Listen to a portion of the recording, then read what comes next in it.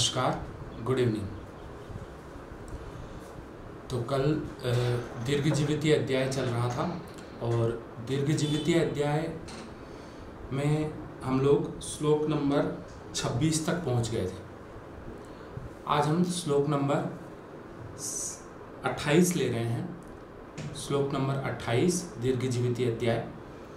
इसमें आचार्य चरक ने षट पदार्थ का वर्णन किया है।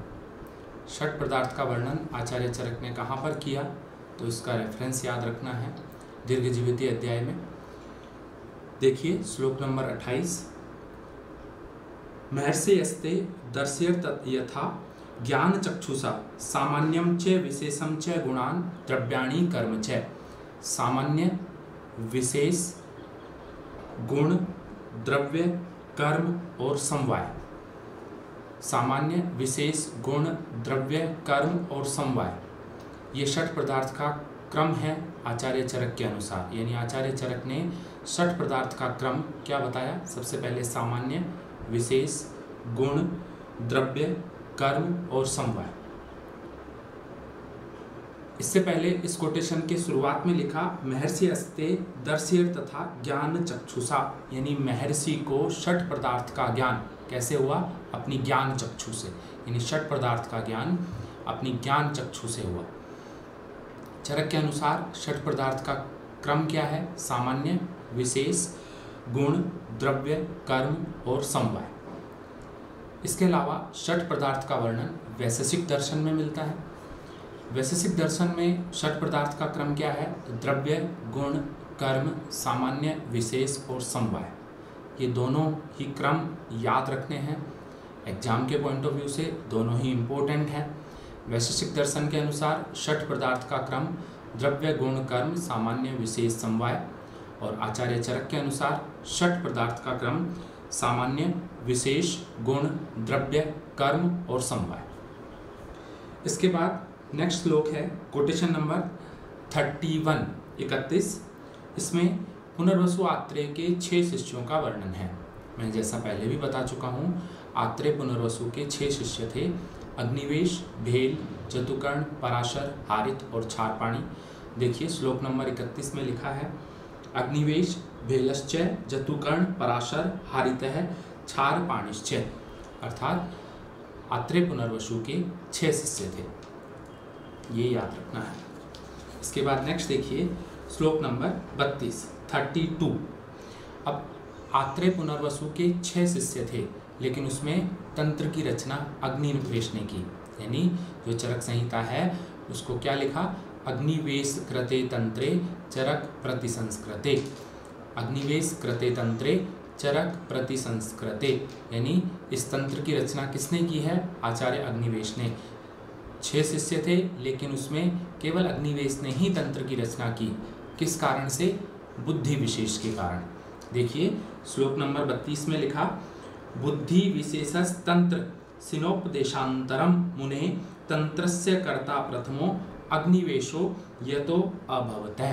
यानी सर्वप्रथम तंत्र की रचना करने वाला अग्निवेश था, और अग्निवेश ने तंत्र की रचना क्यों की? बुद्धि विशेष के कारण। यानी अग्निवेश की बुद्धि श्रेष्ठ थी, इसलिए उसने सर्वप्रथम तंत्र की रचना की। इसके बाद देखिए श्लोक नंबर 39। श्लोक नंबर 39 में लिखा है पुनर्वसु आत्रेय ने अपने शिष्यों में 8 ज्ञान देवताओं का प्रवेश कराया। 8 ज्ञान देवता, यानी ज्ञान देवताओं की संख्या कितनी है? 8। याद रखना है, ज्ञान देवताओं की संख्या कितनी? 8। यानी पुनर्वसु आत्रेय ने अपने शिष्यों में 8 ज्ञान देवताओं का प्रवेश कराया। लिखा है कोटेशन नंबर 39 अथा अग्निवेश प्रमुखान विविशु ज्ञान देवता बुद्धि, सिद्धि, स्मृति, मेधा, धृति, कीर्ति, क्षमा, दया। यानी ज्ञान देवताओं की संख्या कितनी है? 8। बुद्धि, सिद्धि, स्मृति, मेधा, धृति, कीर्ति, क्षमा और दया, ये 8 ज्ञान देवताओं का प्रवेश पुनर्वसु आत्रेय ने अपने शिष्यों में कराया। इसके बाद कोटेशन नंबर 41 नंबर का श्लोक बहुत ही इम्पोर्टेंट है, बहुत ही महत्वपूर्ण है।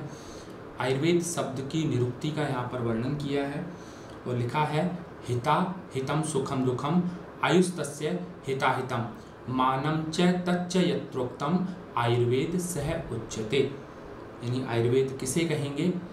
जिसमें हित, अहित, सुख, दुख, यानी आयु के प्रकार कितने हैं? चार प्रकार की आयु है। हितायु, अहितायु, सुखायु और दुखायु। इसका वर्णन जहाँ पर है मानम च तच्च यत्रोक्त, यानी इनका वर्णन जहाँ पर मिलता है उसे आयुर्वेद कहते हैं। तो आयुर्वेद शब्द की निरुक्ति, इसका संदर्भ याद रखना है। चरक सूत्र स्थान पहला अध्याय, दीर्घजीविती अध्याय, 41वें नंबर का श्लोक। इसके बाद नेक्स्ट देखिए श्लोक नंबर 42। शरीर इंद्रिय सत्व आत्म संयोगो धारी जीवितम नित्यग अनुबंधश्च पर्याय आयुर उच्यते। सबसे पहले लिखा शरीर इंद्रिय सत्व आत्म संयोगो, यानी आयु किसको कहेंगे? शरीर, इंद्रियां, सत्व यानी मन और आत्मा, इनके संयोग को आयु कहते हैं। शरीर इंद्रिय सत्व आत्म संयोगो, इसको क्या कहा? आयु। तो आयु की परिभाषा क्या हो गई? शरीर इंद्रिय सत्व आत्म संयोगो। फिर इसके बाद इसी श्लोक में आयु के पर्याय लिखे हैं। सबसे पहला पर्याय धारी, जीवित, नित्यग, अनुबंध, यानी आचार्य चरक ने आयु के 4 पर्याय इस अध्याय में बताए हैं, दीर्घजीविती अध्याय में। धारी, जीवित, नित्यग और अनुबंध। इसके अलावा एक 5वां पर्याय चरक ने सूत्र स्थान के 30वें अध्याय अर्थात अर्थेदश महामूल्य अध्याय में बताया है, चेतनानुवृत्ति। यानी आयु के कुल 5 पर्याय आचार्य चरक ने बताए हैं, जिसमें से 4 पर्याय प्रथम अध्याय में और 5वां पर्याय 30वें अध्याय में अर्थेदश महामूल्य अध्याय में बताया है। तो आयु के पर्याय कौन कौन से हैं? धारी, जीवित, नित्यग, अनुबंध और चेतनानुवृत्ति। इसके बाद नेक्स्ट देखिए श्लोक नंबर 43। तस्य आयुषः पुण्यतमो वेदो वेद विदाम मतः, यानी आयु का पुण्यतम वेद, आयु का सबसे पुण्यतम वेद क्या कहलाता है? आयुर्वेद। ये श्लोक नंबर 43 में लिखा है। इसके बाद श्लोक नंबर 44 सबसे पहले लिखा सामान्य। इससे पहले अपन षट पदार्थ पढ़ चुके हैं, अब उनकी विस्तृत व्याख्या आगे आएगी। षट पदार्थ का क्रम आचार्य चरक के अनुसार क्या था? सामान्य, विशेष, गुण, द्रव्य, कर्म और समवाय। तो उसमें से सबसे पहला पदार्थ कौन सा? सामान्य। तो सामान्य की निरुक्ति यहाँ पर लिखी है। सामान्य की परिभाषा क्या है? सर्वदा सर्वभावानाम सामान्यम वृद्धि कारणम, यानी सभी भावों की वृद्धि करने वाला कौन है? सामान्य। तो सामान्य किसको कहेंगे? सर्वदा सर्वभावानाम सामान्यम वृद्धि कारणम, सभी भावों की वृद्धि करने में कारण कौन है? सामान्य। फिर इसके बाद आगे इसी कोटेशन में आगे लिखा हास हेतु विशेषश्च, और सभी भावों में हास करने का कारण यानी कमी करने का कारण कौन है? विशेष। प्रवर्तिर उभयस्यतु। तो सामान्य और विशेष की प्रथम परिभाषा क्या हो गई? सर्वदा सर्वभावानाम सामान्यम वृद्धि कारणम, और हास हेतु विशेषश्च, यानी हास में कारण कौन है? विशेष। वृद्धि में कारण कौन है? सामान्य। इसके बाद नेक्स्ट श्लोक में सामान्य की दूसरी परिभाषा लिखी है सामान्यम एकत्वकरम, कोटेशन नंबर है 45। सामान्यम एकत्वकरम, यानी एकीकरण करने वाला कौन है? सामान्य। सामान्य क्या करता है? एकीकरण। सामान्यम एकत्वकरम। विशेषस्तु पृथकत्वकृत, और विशेष क्या है? पृथकत्व करने वाला यानी पृथक करने वाला। फिर इसके बाद तीसरी परिभाषा लिखा तुल्य अर्थता ही सामान्यम, यानी सभी पदार्थों में जो तुल्य अर्थ का बोधक है वो क्या है? सामान्य। तुल्य अर्थता ही सामान्यम। और इसके बाद विशेष के लिए लिखा विशेषस्तु विपर्य, विशेष क्या है? इसका विपरीत है। तो इस तरह से 3 परिभाषाएं कुल मिलाकर मिलती हैं। सबसे पहला सर्वदा सर्वभावानाम सामान्यम वृद्धि कारणम, यानी सभी भावों की वृद्धि करने वाला सामान्य है। विशेष के लिए क्या लिखा? हास हेतु विशेषश्च। दूसरी परिभाषा में लिखा सामान्यम एकत्वकरम, विशेषस्तु पृथकत्वकृत। और तीसरी परिभाषा लिखी तुल्य अर्थता ही सामान्यम और विशेषस्तु विपर्य, अर्थात ये 3 तरह की परिभाषाएं हैं। आचार्य चक्रपाणी ने सामान्य और विशेष इनके इसी आधार पर 3 भेद कर दिए। यानी सबसे पहला द्रव्य सामान्य, दूसरा गुण सामान्य और तीसरा कर्म सामान्य। द्रव्य सामान्य के लिए चक्रपाणी ने कहा सर्वदा सर्वभावानां सामान्यम वृद्धि कारणम। दूसरा गुण सामान्य अर्थात सामान्यम एकत्वकरम, और तीसरा कर्म सामान्य अर्थात तुल्य अर्थता ही सामान्य। ऐसे ही विशेष के भी चक्रपाणी ने 3 भेद किए, द्रव्य, गुण और कर्म विशेष। द्रव्य विशेष के लिए लिखा हास हेतु विशेषश्च। दूसरा है गुण विशेषस्तु पृथकत्वकृत, और तीसरा कर्म विशेष विशेषस्तु विपर्य। ये तीनों 3 भेद क्वेश्चन पूछा जाता है। सामान्य और विशेष के 3 भेद किस आचार्य ने किए? तो आचार्य चक्रपाणी ने। द्रव्य, गुण, कर्म सामान्य, ऐसे ही द्रव्य, गुण, कर्म विशेष। इसके अलावा न्याय दर्शन ने सामान्य और विशेष के 2 भेद माने हैं, पर सामान्य और अपर सामान्य। ऐसे ही विशेष के भी 2 भेद हो जाएंगे, पर विशेष और अपर विशेष।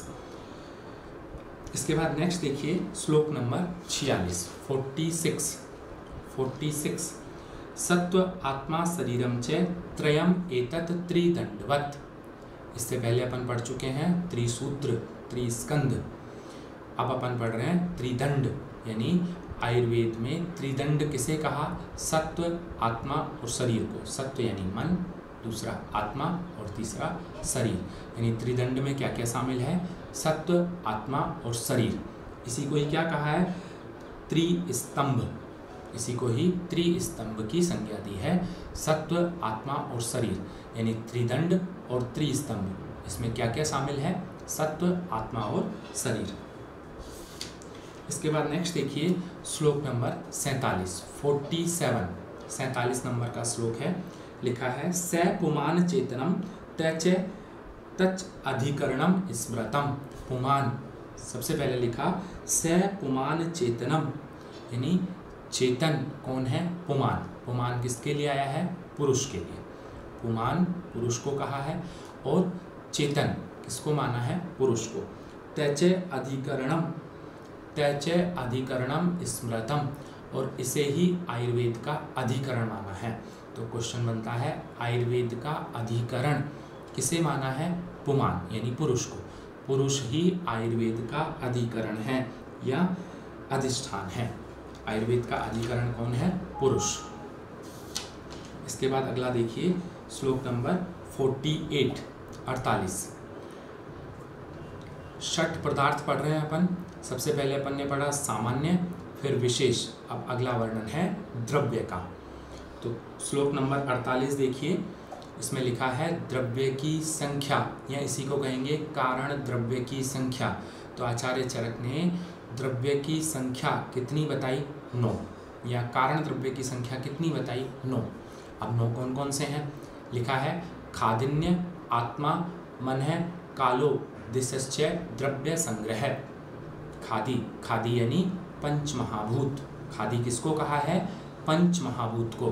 तो खादिन्य, आत्मा, मन है, कालो, दिशश्च द्रव्य संग्रह, यानी 5 महाभूत, आत्मा, काल, दिशा और मन।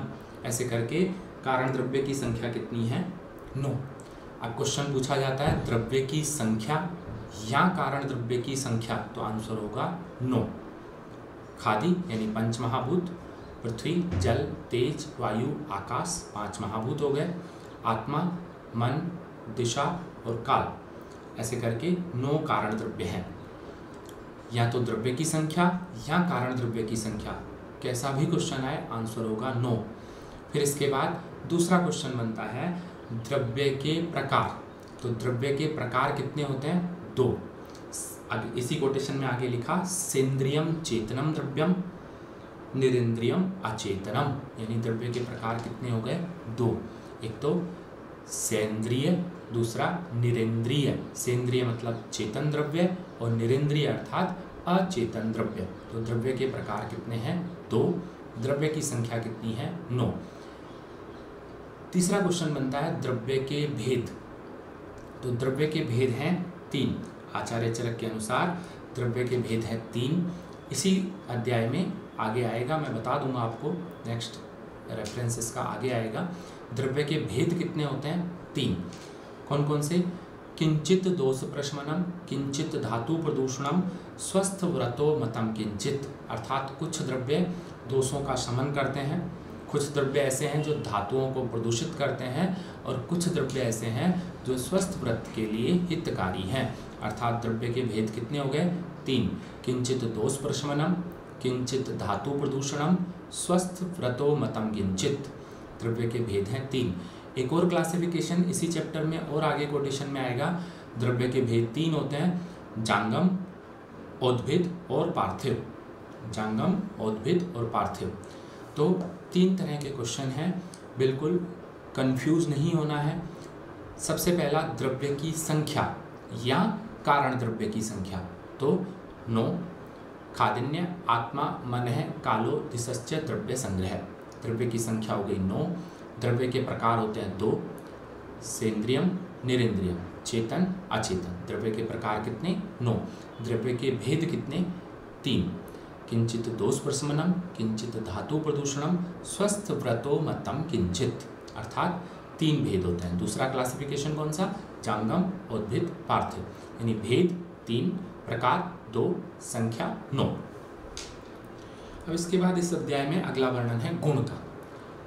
संदर्भ अपन क्या ले रहे हैं? षट पदार्थ। सामान्य हो गया, विशेष हो गया, द्रव्य हो गया। इसके बाद अगला है गुण। तो गुण किसको कहेंगे? नेक्स्ट श्लोक देखिए, सार्था गुरुवादयो बुद्धि प्रयत्नता परादय। यानी गुणों की कुल संख्या कितनी है, कौन कौन से गुण हैं? सबसे पहले लिखा सार्था। सार्था यानी इंद्रिय गुण। सार्था गुणों को ही इंद्रिय गुण कहा जाता है, सार्था। दूसरा लिखा गुरुवादयो। दूसरे गुण कौन से? गुरुवादी। फिर इसके बाद तीसरा लिखा बुद्धि प्रयत्नता। ये पूरा एक ही टर्म है, बुद्धि प्रयत्नता यानी आध्यात्म गुण। बुद्धि से लेकर प्रयत्न तक, बुद्धि प्रयत्नता। और फिर इसके बाद लिखा परादय। यानी गुण के अगर भेद कहें तो 4 तरह के गुण होते हैं। गुण के भेद 4 हो गए। सबसे पहला सार्था। सार्था को ही क्या कहेंगे? इंद्रिय गुण। दूसरा गुरुवादी गुण, गुरुवादी गुण। फिर इसके बाद तीसरा बुद्धि प्रयत्नता यानी आध्यात्मिक गुण। इनकी संख्या है 6। आध्यात्मिक गुणों की संख्या कितनी? 6। और अंतिम है परादी गुण। परादी गुणों की संख्या कितनी? 10। तो कुल गुणों की संख्या चरक के अनुसार कितनी हो गई, इसको देख लीजिए। सबसे पहला इंद्रिय गुण। इंद्रिय गुणों को ही क्या कहा? सार्था। इंद्रिय गुण या सार्था, इनकी संख्या है 5। शब्द, स्पर्श, रूप, रस, गंध, यही क्या है? इंद्रिय गुण, और इन्हीं को सार्था गुण कहा है। इसके बाद दूसरा कौन सा? गुरुवादी गुण। गुरुवादी गुणों की संख्या कितनी? 20। इसके बाद तीसरा कौन सा? आध्यात्मिक गुण। आध्यात्मिक गुणों की संख्या कितनी? 6। बुद्धि, सुख, दुख, इच्छा, द्वेष और प्रयत्न। और अंतिम कौन सा है? परादी। परादी गुणों की संख्या 10। ये गुरुवादी गुण और परादी गुण आगे विस्तार में पढ़ेंगे। अभी केवल संख्या याद रखनी है। गुरुवादी गुणों की संख्या 20, परादी गुणों की संख्या 10, सार्था या इंद्रिय गुणों की संख्या 5 और आध्यात्मिक गुणों की संख्या कितनी? 6। अब इन सभी का अगर योग करते हैं तो संख्या कितनी आती है? 41, 41। 41 यानी चरक के अनुसार गुणों की कुल संख्या कितनी है? 41, 41। आचार्य चरक ने गुणों की संख्या कितनी बताई? 41, 41। 41 जो नंबर है 41, ये चरक संहिता में बहुत मायने रखता है, बहुत इम्पोर्टेंट है। कल जब शुरुआत की थी, इंट्रोडक्शन वाला पार्ट पढ़ा था, तो उसमें मैंने बताया था चरक संहिता पर कुल टीकाओं की संख्या कितनी? 41। उसमें से 17 संस्कृत टीकाएं हैं, लेकिन कुल टीकाएं कितनी? 41। इसके बाद दूसरा क्या पढ़ रहे हैं अपन? चरक ने गुणों की संख्या कितनी बताई? 41, 41। ठीक है। अब ये तो हो गया आचार्य चरक के अनुसार। साथ में दूसरे आचार्यों के हिसाब से भी याद कर लेते हैं। तो आचार्य चरक ने गुणों की संख्या 41 बताई। योगिंद्र नाथ सेन, इसने गुणों की संख्या बताई 42, 42। इसने जो चरक के 41 गुण हैं उसमें मन को जो ऐड कर दिया, मन। 41 प्लस 1 यानी योगेंद्रनाथ सेन ने गुणों की संख्या कितनी बताई? 42। इसके अलावा न्याय दर्शन ने गुणों की संख्या बताई है 24। वैशेषिक दर्शन वैशेषिक से 17, तो वैशेषिक दर्शन ने गुणों की संख्या 17 बताई है। मीमांसा दर्शन ने 21 बताई है। वाग्भट ने 27 और योगेंद्रनाथ सेन 42। तो इन सभी आचार्यों के अनुसार गुणों की संख्या हम लोगों को याद रखनी है। मैं फिर से रिपीट कर रहा हूँ। आचार्य चरक ने गुणों की संख्या 41 बताई, योगेंद्रनाथ सेन ने 42 बताई, वैशेषिक ने 17 बताई, मीमांसा ने 21 बताई, न्याय दर्शन ने 24 बताई और वाग्भट ने 27 बताई है।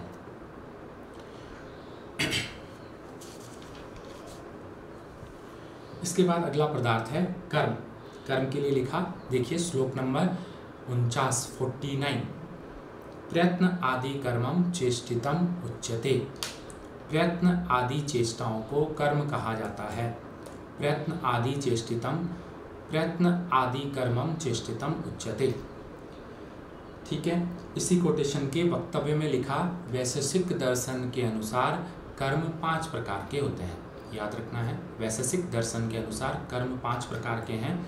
कौन कौन से? उत्क्षेपण, अवक्षेपण। उत्क्षेपण का मतलब ऊपर उठाना, अवक्षेपण का मतलब नीचे दबाना। उत्क्षेपण, अवक्षेपण, प्रसारण मतलब फैलाना, आकुंचन का मतलब सिकोड़ना, और गमन का मतलब चलना।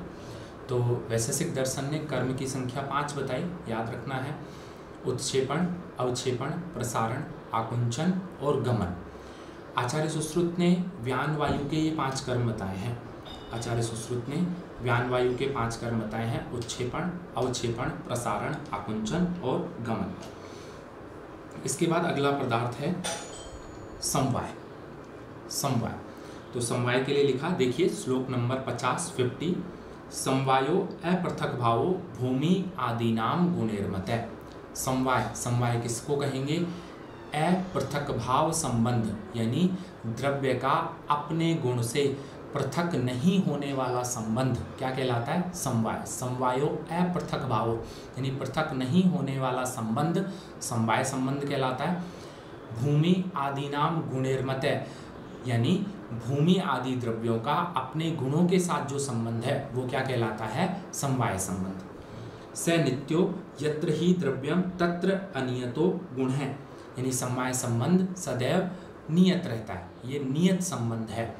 अर्थात द्रव्य का अपने गुण के साथ जो नियत संबंध है उसको क्या कहेंगे? समवाय। समवायो अपृथक भावो भूमि आदिनाम गुणेर्मतः। समवाय संबंध को ही अयुक्त सिद्ध संबंध भी कहा जाता है। समवाय संबंध को ही अयुक्त सिद्ध संबंध कहते हैं। इसके बाद आगे देखिए, इससे अगला श्लोक द्रव्य के लिए लिखा है, यत्राश्रिता कर्म गुणा कारणम समवायी यत् तद द्रव्यम। अर्थात द्रव्य की परिभाषा क्या हुई? यत्राश्रिता कर्म गुणा यानी कर्म और गुण जिसके आश्रित होते हैं, कारणम समवायी कारण जिसका समवायी है, यत् तद द्रव्यम उसे क्या कहा जाता है? द्रव्य। तो ये संदर्भ याद रखना है, इम्पोर्टेंट है। आचार्य चरक के अनुसार द्रव्य की परिभाषा क्या है? यत्राश्रिता कर्म गुणा कारणम समवायी यत् तद द्रव्यम। ऐसे ही आचार्य सुश्रुत ने भी द्रव्य की परिभाषा बताई है। नीचे वक्तव्य में एक श्लोक लिखा है, आचार्य सुश्रुत के अनुसार क्रिया गुणवत समवायी कारणम द्रव्यम। क्रिया गुणवत समवायी कारणम द्रव्यम। सुश्रुत सूत्र स्थान 40वें अध्याय का श्लोक है, इसका भी रेफरेंस याद रखना है। तो सुश्रुत के अनुसार द्रव्य की परिभाषा हो गई क्रिया गुणवत समवायी कारणम द्रव्यम। चरक के अनुसार द्रव्य की परिभाषा हो गई यत्राश्रिता कर्म गुणा कारणम समवायी यत् तद द्रव्यम। और इसके बाद एक श्लोक और याद रखना है रेफरेंस के रूप में, भाव प्रकाश का। भाव प्रकाश ने लिखा, रसादीनाम पंचानाम भूतानाम यद आश्रयभूतम तद द्रव्यम। रसादीनाम पंचानाम भूतानाम यद आश्रयभूतम तद द्रव्यम। ये श्लोक भाव प्रकाश का है। तीनों ही संदर्भ महत्वपूर्ण हैं, तीनों को ही याद रखना है। इसके बाद अगला लिखा है गुण के लक्षण। इससे जस्ट अगला श्लोक देखिए, गुण के लक्षण। कोटेशन नंबर 51 51वें नंबर का श्लोक, समवायितु निश्चेष्ट कारणम गुण है। समवायी तो निश्चेष्ट कारणम गुण है, अर्थात जो समवायी अर्थात किसी आधार पर रहने वाला पदार्थ निष्क्रिय और कारण हो उसे गुण कहते हैं। गुण की परिभाषा क्या हो गई? समवायी तो निश्चेष्ट कारणम गुण है। इससे पहले अपन ने द्रव्य की परिभाषा पढ़ी थी, यत्राश्रिता कर्म गुणा, यानी द्रव्य क्या है?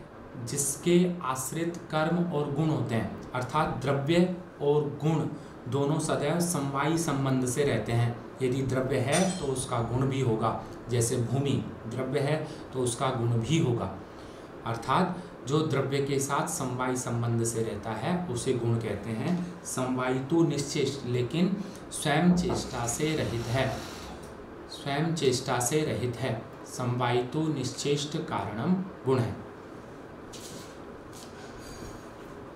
इसके बाद अगला है कर्म। कर्म का लक्षण लिखा है श्लोक नंबर 52। कर्म का लक्षण, संयोगे च विभागे च कारणम द्रव्यम आश्रितम।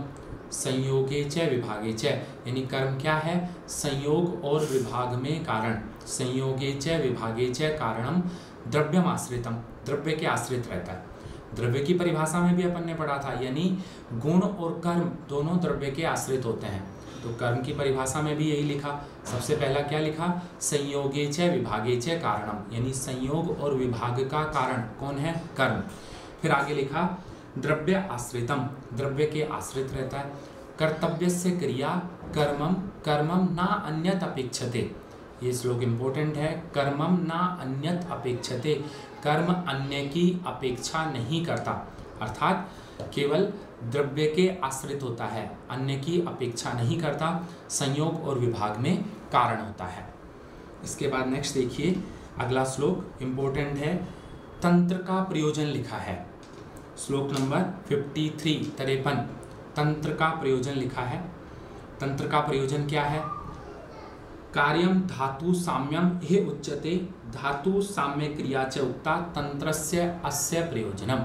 सबसे पहले तो ये समझ लीजिए तंत्र किसके लिए आया है? ये आयुर्वेद रूपी तंत्र है, या इसी को ये भी मान सकते हैं जो अग्निवेश कृत तंत्र है।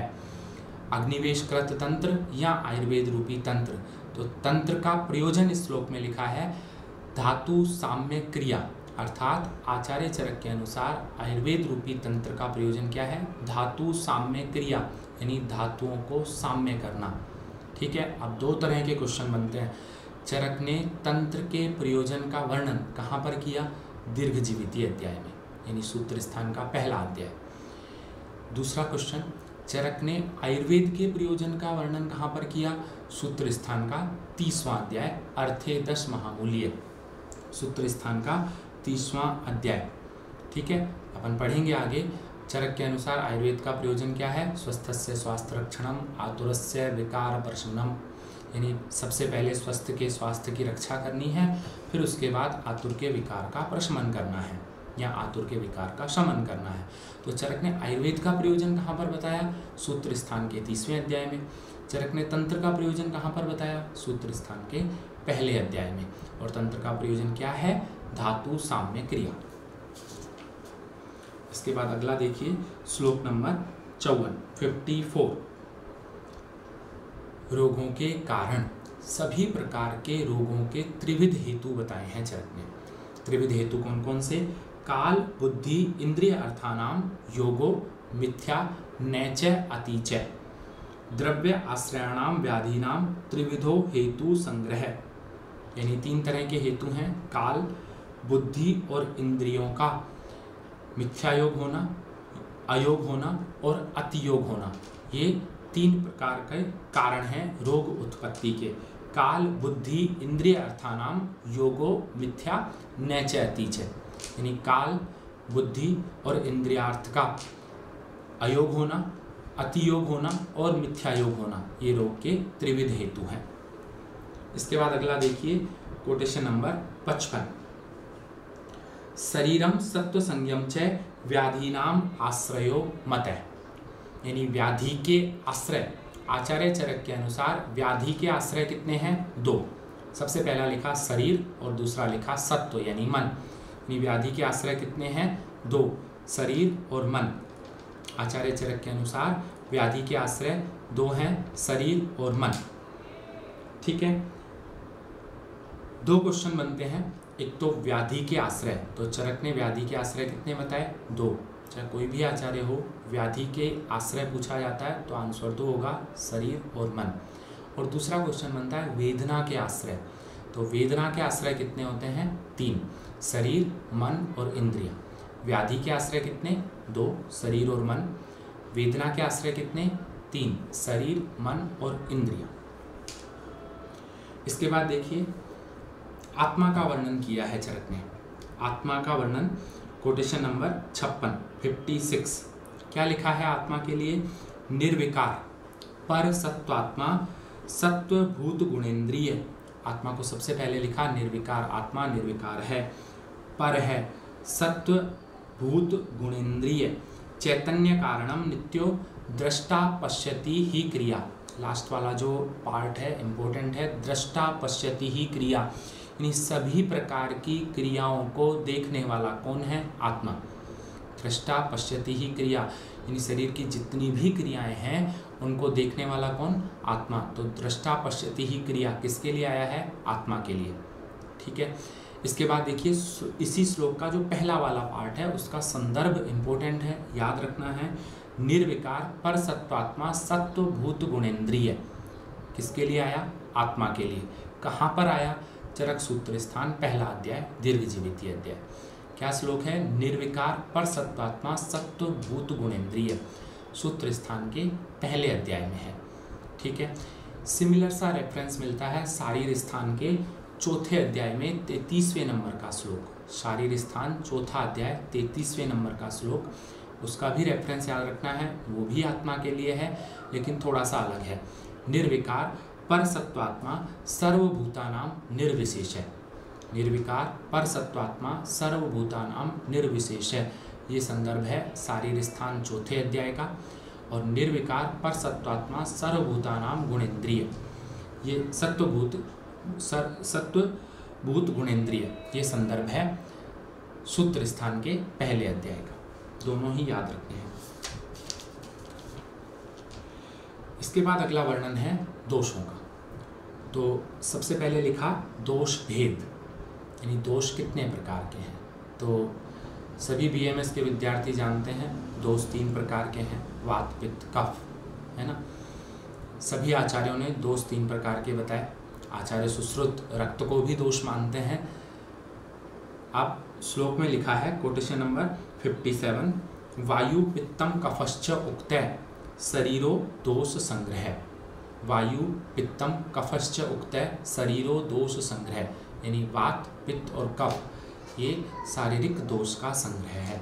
वायु पित्तम कफश्च उक्तः, श्लोक का संदर्भ याद रखना है, किस आचार्य ने कहा, है ना। वायु पित्तम कफश्च उक्तः, श्लोक में लिखा कफश्च उक्तः, यानी आचार्य चरक का है। सुश्रुत ने क्या कहा दोषों के लिए? वात पित्त श्लेष्माणम देहे संभव हेतु है। वात पित्त श्लेष्माणम देह संभव हेतु है, यानी श्लेष्माणम कफ के लिए श्लेष्मा का, तो श्लेष्माणम सुश्रुत ने कहा है। वायु पित्तम कफश्च उक्तः शरीरो दोष संग्रह, च उक्तः चरक का है, श्लेष्माणम सुश्रुत ने कहा है। वायु पित्तम कफश्च इति त्रयो दोषा समासतः, ये वाग्भट का है। त्रयो यानी अगर तीनों आचार्यों को तुलना की जाए तो चरक, सुश्रुत और वाग्भट में से सबसे अंत में कौन आया? वाग्भट। तो वाग्भट का जो श्लोक है उसमें त्रयो लिखा है। त्रयो दोषा समासतः वाग्भट का श्लोक हो गया। कफ के लिए श्लेष्मा वर्ड आया, सुश्रुत का श्लोक हो गया। च उक्तः चरक का श्लोक हो गया। फिर इसके बाद लिखा मानस पुनरुद्दिष्टो रजश्च तम एव च। मानसिक दोष कौन कौन से हैं? रज और तम। ठीक है, तो इस श्लोक में 2 तरह के दोष हो गए। सबसे पहले दोष कितने होते हैं? 2, शारीरिक और मानसिक। शारीरिक दोषों की संख्या कितनी? 3। बिल्कुल स्पष्ट कर लेना। दोष के भेद कितने? 2, शारीरिक और मानसिक। शारीरिक दोषों की संख्या कितनी? 3, वात, पित्त, कफ। मानसिक दोष कितने? 2, रज और तम। मानसिक दोष कितने हैं? 2, रज और तम।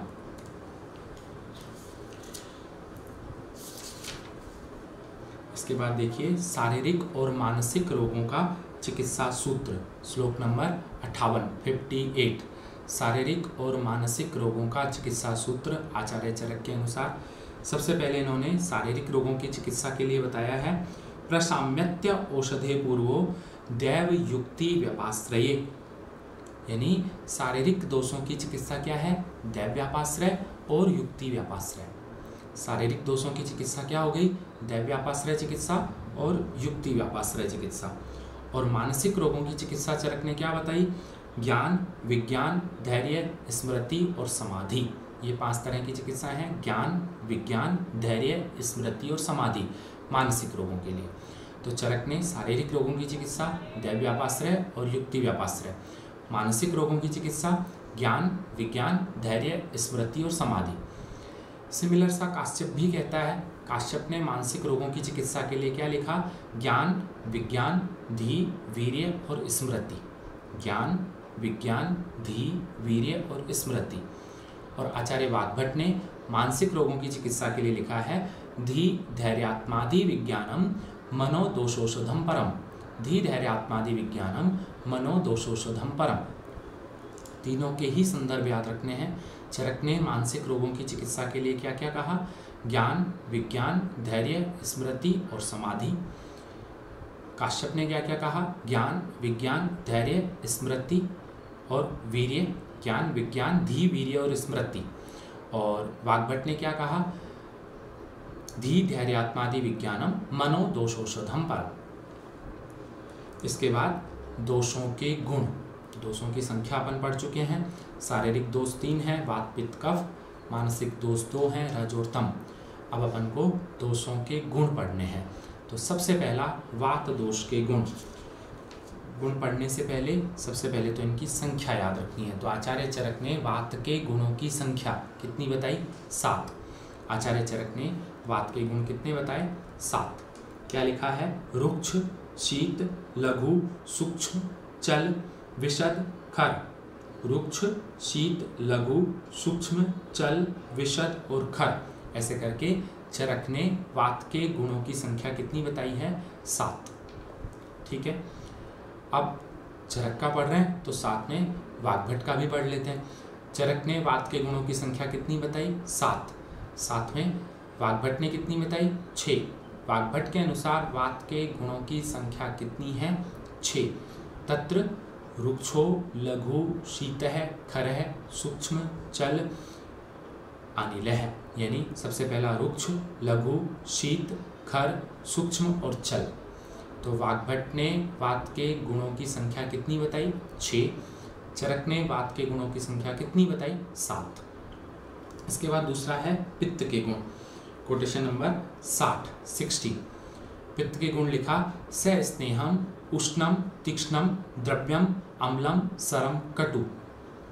स्नेह, उष्ण, तीक्ष्ण, द्रव्य, अम्ल, सर और कटु। पित्त के गुणों की संख्या चरक के अनुसार कितनी, 7। वाग्भट ने भी पित्त के गुणों की संख्या 7 ही बताई है। वाग्भट के अनुसार पित्त के गुण कौन कौन से हैं, पित्तम सस्नेह, तीक्ष्णम, उष्णम, लघु, विस्त्रम, सरम, द्रवम। पित्तम सस्नेह, तीक्ष्ण, उष्ण, लघु, विस्त्रम, सरम, द्रवम। फिर इसके बाद तीसरा कफ के गुण। कफ के गुणों की संख्या चरक ने भी 7 बताई है और वाग्भट ने भी 7 बताई है। चरक के अनुसार कफ के गुण कौन कौन से, गुरु, शीतम, मृदु, स्निग्धम, मधुरम, स्थिर, पिच्छिला। और वाग्भट के अनुसार कफ के गुण कौन कौन से हैं, स्निग्ध, शीतो, गुरुर्मंद, श्लक्षण, मृतस्नय, स्थिर कफ है। वाग्भट ने भी 7 बताए हैं और चरक ने भी 7 बताए हैं। तो सबसे पहले अपन संख्या याद कर लेते हैं। चरक और वाग्भट इन्होंने क्रमशः वात, पित्त और कफ इनके गुणों की संख्या कितनी कितनी बताई है। तो केवल डिफरेंस वात के गुणों की संख्या में मिलता है। चरक ने वात के गुण 7 बताए हैं, वाग्भट ने 6 बताए हैं। बाकी पित्त और कफ इनके गुणों की संख्या चरक और वाग्भट दोनों ने ही 7-7 बताई है। अब इसमें जो कुछ विशेष गुण हैं वो अपन याद कर लेते हैं अलग से ही। जैसे लघु गुण, देखिए कोटेशन नंबर 59 में चरक के अनुसार लघु गुण वात का है। चरक के अनुसार लघु गुण वात का है, लेकिन वाग्भट ने वात और पित्त दोनों का माना है। ठीक है। तो लघु गुण चरक के अनुसार केवल वात दोष का है, लेकिन वाग्भट के अनुसार लघु गुण वात और पित्त दोनों का है। इसके बाद देखिए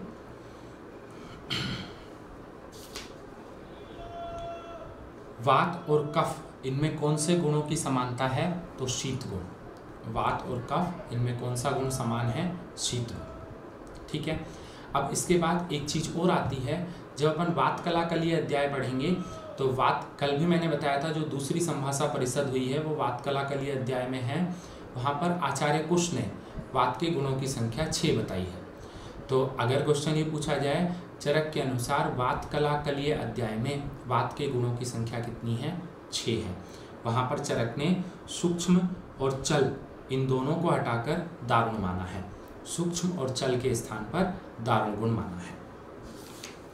इसके बाद देखिए वात पित्त कफ का सामान्य चिकित्सा सूत्र या साध्य रोगों का सामान्य चिकित्सा सूत्र।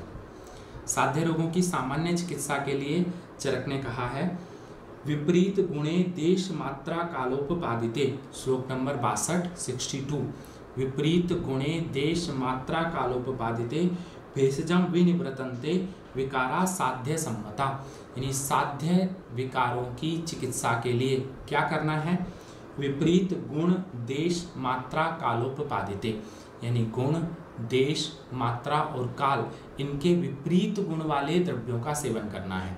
अर्थात अगर वात व्याधि है या वात बढ़ा हुआ है तो वात के विपरीत द्रव्यों का सेवन करना है। पित्त बढ़ा हुआ है तो पित्त के विपरीत गुण वाले द्रव्यों का सेवन करना है। और यदि कफज व्याधि है तो कफ के विपरीत गुण वाले द्रव्यों का सेवन करना है। तो साध्य रोगों की चिकित्सा के लिए चरक ने क्या कहा? विपरीत गुण देश मात्रा कालोपपादिते, ठीक है। अब ये तो साध्य रोगों की चिकित्सा हो गई।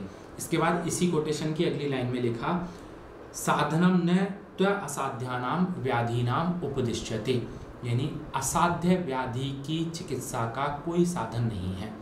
अर्थात असाध्य व्याधि की चिकित्सा संभव नहीं है या उसका कोई साधन नहीं है। तो इस कोटेशन का रेफरेंस याद रखना है, साधनम न त्व असाध्यानाम व्याधीनाम उपदिश्यते, यानी असाध्य व्याधि की चिकित्सा का साधन नहीं है या चिकित्सा नहीं करनी चाहिए। इसका संदर्भ याद रखना है। दोष के बाद अगला वर्णन है रस का। दोषों का वर्णन अपन पढ़ चुके हैं, वात पित्त कफ, इनके गुणों की संख्या और इनकी चिकित्सा, साध्य व्याधियों की चिकित्सा। इसके बाद अगला वर्णन है रस का। देखिए श्लोक नंबर 64, कोटेशन नंबर 64 लिखा है रस का लक्षण। रस का लक्षण क्या है? रसनार्थो रसस्तस्य द्रव्यम आपम क्षितिस्तथा, द्रव्यम आपम क्षितिस्तथा। रसनार्थो यानी रसना के द्वारा या जिह्वा इंद्रिय के द्वारा, रसना के द्वारा ग्राह्य विषय को रस कहा जाता है। और रस की उत्पत्ति का कारण कौन है? द्रव्यम आपम क्षितिस्तथा, यानी जल और पृथ्वी, जल और पृथ्वी रस की उत्पत्ति का कारण है। आपम क्षितिस्तथा, रस की उत्पत्ति में प्रधान कारण कौन हो गया? जल और पृथ्वी। और रस की उत्पत्ति में अप्रधान कारण किसको मानेंगे? बाकी के जो 3 महाभूत बच गए, वायु, आकाश और अग्नि। आगे लिखा है निवृत्तोच, निवृत्तोच विशेषेच प्रत्याखाद्यस्त्रय, यानी जो 3 महाभूत बचे वायु, आकाश और अग्नि, ये रस की उत्पत्ति में अप्रधान कारण है। तो 2 क्वेश्चन बन गए। रस की उत्पत्ति का प्रधान कारण कौन? जल और पृथ्वी। रस की उत्पत्ति में अप्रधान कारण कौन? वायु, आकाश और अग्नि, ठीक है। अब रस की उत्पत्ति में प्रधान कारण तो क्या हो गया? जल और पृथ्वी, लेकिन रस की योनि क्या है? जल, ठीक है। 2 तरह की चीजें हैं, कंपैरेटिव याद रखना है। रस की योनि क्या है? जल। और रस की उत्पत्ति में प्रधान कारण कौन है? जल और पृथ्वी। इसके बाद देखिए रस के भेद। रस के भेद 6 हैं, 6 प्रकार के रस होते हैं। स्वादु अम्लो अथ लवणम कटु तिक्त एवच कसायश्च इति षट्को अयम रसानाम संग्रह स्मृतः, यानी 6 प्रकार के रस होते हैं, मधुर, अम्ल, लवण, कटु, तिक्त और कषाय।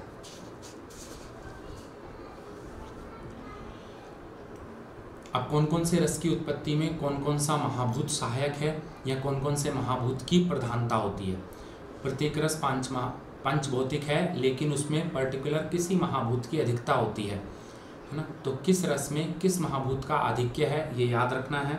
अगला श्लोक है श्लोक नंबर 66 और 67। सबसे पहले लिखा स्वादु अम्ल लवणम वायुम कसाय स्वादु तिक्तका।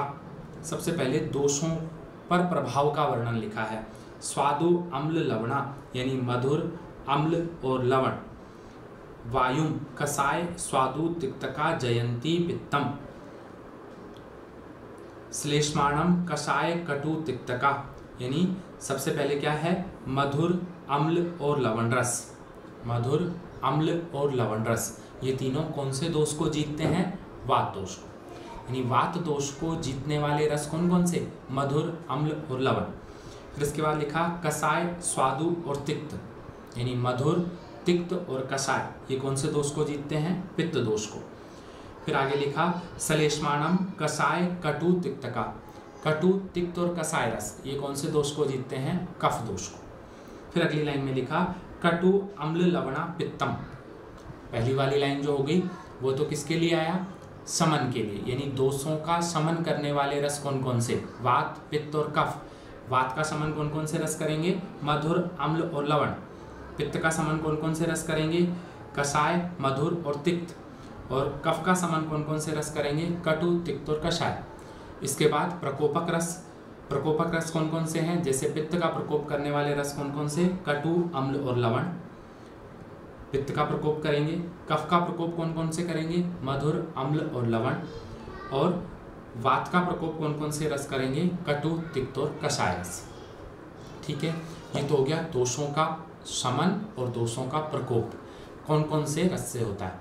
इसके बाद रसों में कौन कौन से महाभूत का आधिक्य है, तो नीचे एक सारणी दी हुई है, उस सारणी को देखिए। सबसे पहले लिखा मधुर, है ना। मधुर में कौन से महाभूत की अधिकता होती है? जल,